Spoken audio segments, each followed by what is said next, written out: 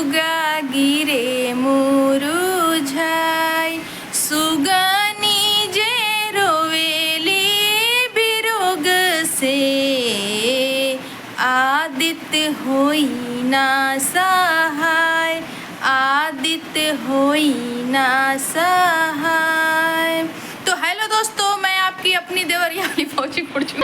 Hello दोस्तों, मेरा बाबू डर गया था, तेज के बोली हूँ ना। हेलो दोस्तों, नमस्ते पड़ा। तो मैं आपकी अपनी देवरिया वाली फौजी गोरचू को गोड़ लागत नहीं। तो छठ की ढेर सारी शुभकामनाएं आप सभी लोगों को हमारे पूरे परिवार की तरफ से।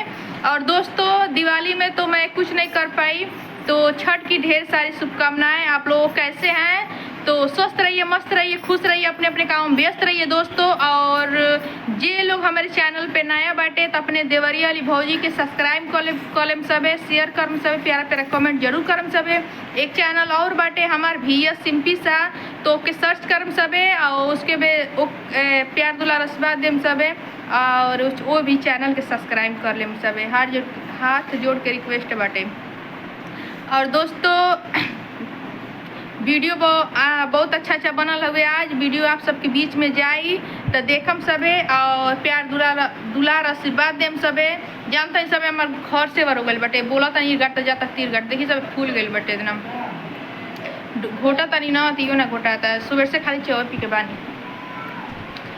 और दोस्तों, आप सबसे बता दी, छठ के शॉर्ट वीडियोस का बोल जाला ये शूट करे जाता नहीं हम। देखी सब कैसन होला, काहे से जे ये समय थोड़ा ठंडी के दिन आ गए बाटे, तो सोचा तनी जो कौन तालाब बाटे जो में जाके शूटिंग करी। जानते हैं सब बड़ी गाड्डा डूब जाए तो हम तो नहीं सा घुसल जाला तो ज़्यादा ही घुस जाए, पैर में बिछला जाई। जो जानते हैं सब डंटा लेके ओकरी बाद से मन बोड़वन के तनी डंटा लेके कब से गहरैया नापे के पड़ी जे कहाँ ले बाटे। तो ओकरी बाद से इति करम हम क्या बोलल जाला वीडियो बनाए भी। तो वही सब वही तैयारी में लागल बानी। तो हम जाएम बनावे तो आप सबके बीच में हम वीडियो जरूर डालम। देखम सबे आप और कौन ची काला ब्लॉग भी जाए, शॉर्ट भी जाए। हम अपनी तरफ से पूरा कोशिश करतनी दोस्तों जब हम कॉमेडी वीडियो बनाई।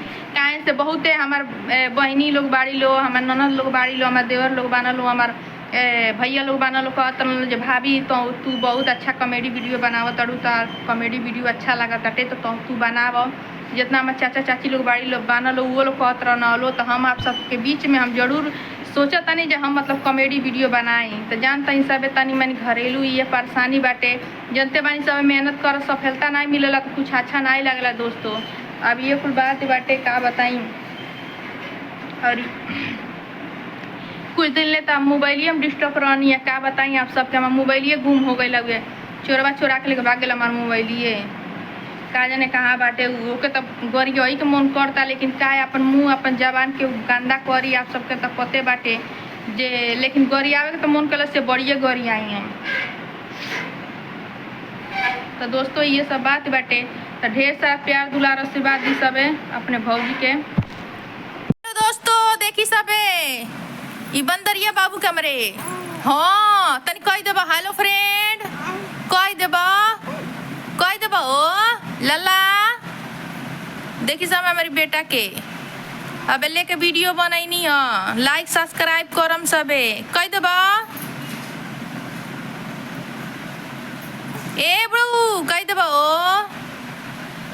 आय हाय देखी सब नजरिया नहीं हटताटे, मोबाइल चलाइए। ये बड़ हुई तो मोबाइल चलाइए, गेम खेलिए। हाँ है के बात से।